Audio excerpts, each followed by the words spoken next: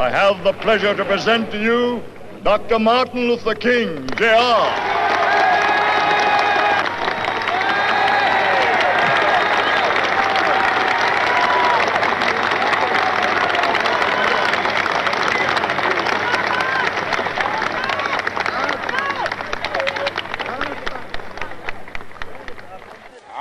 Happy to join with you today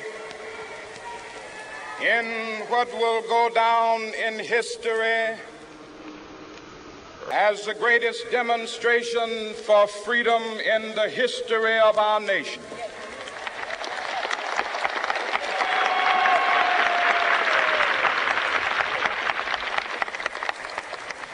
Five score years ago, a great American in whose symbolic shadow we stand today signed the Emancipation Proclamation.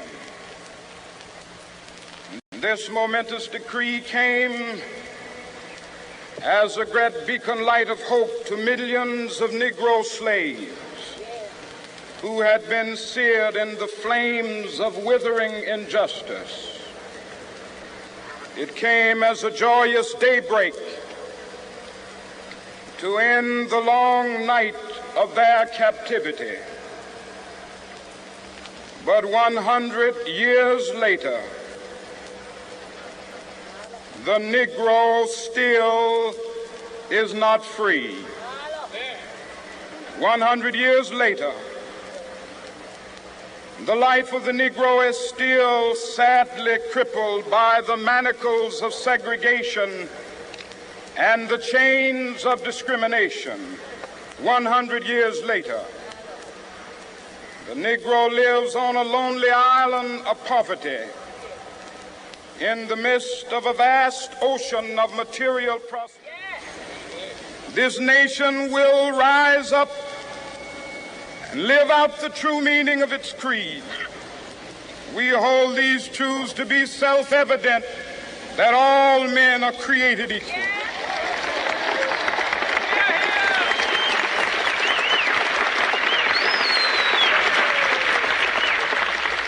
I have a dream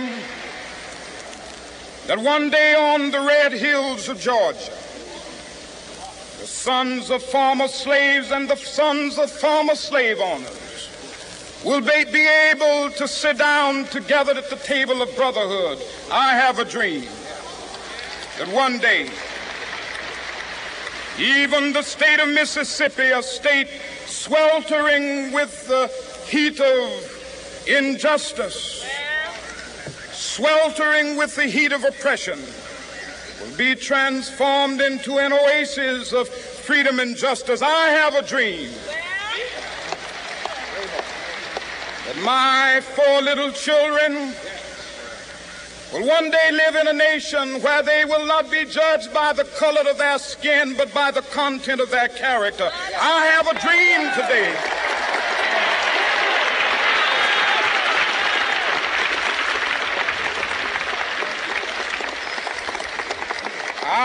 a dream that one day down in Alabama, with its vicious racists, with its governor having his lips dripping with the words of interposition and nullification, one day right there in Alabama, little black boys and black girls will be able to join hands with little white boys and white girls as sisters and brothers. I have a dream today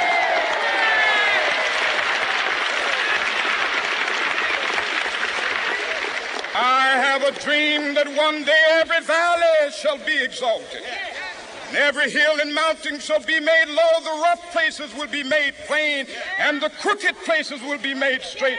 And the glory of the Lord shall be revealed, and all flesh shall see it together. This is our hope.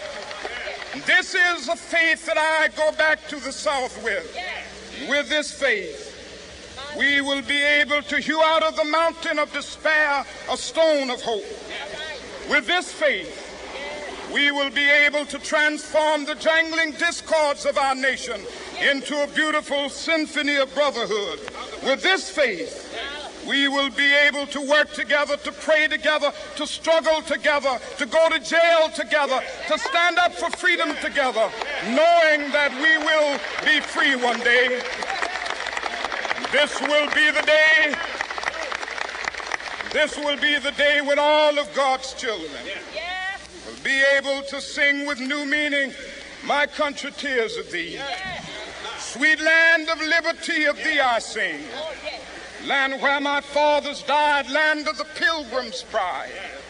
From every mountainside, let freedom ring. And if America is to be a great nation, this must become true. And so let freedom ring. From the prodigious hilltops of New Hampshire, let freedom ring. From the mighty mountains of New York, let freedom ring. From the heightening Alleghanies of Pennsylvania, let freedom ring. From the snow-capped Rockies of Colorado, let freedom ring. From the curvaceous slopes of California. Not only that, let freedom ring from Stone Mountain of Georgia. Let freedom ring from Lookout Mountain of Tennessee. Let freedom ring from every hill and molehill of Mississippi, from every mountainside.